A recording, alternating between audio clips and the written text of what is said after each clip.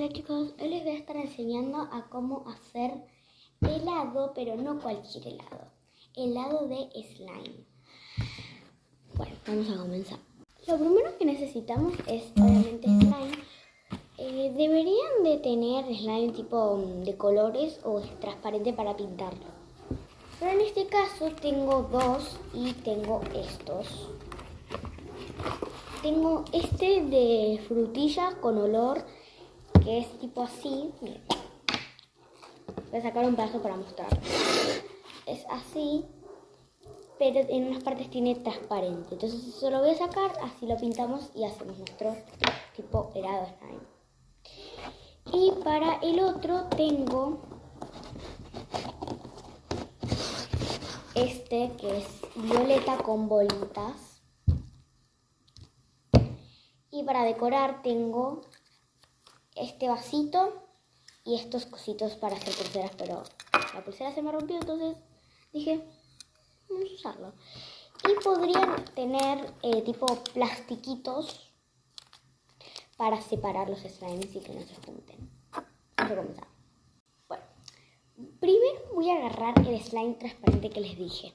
Ah, y también necesitan colores. Yo tengo estos, miren. Yo tengo esta maleta de 60 colores.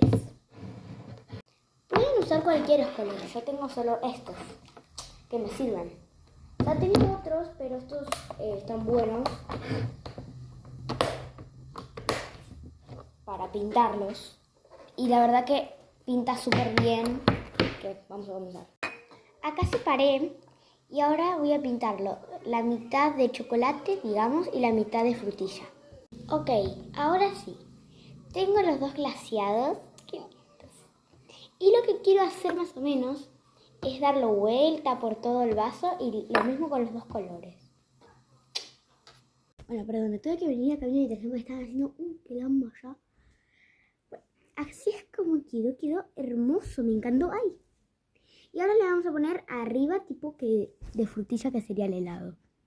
Bueno, nos vemos cuando ya termine el tipo helado slime.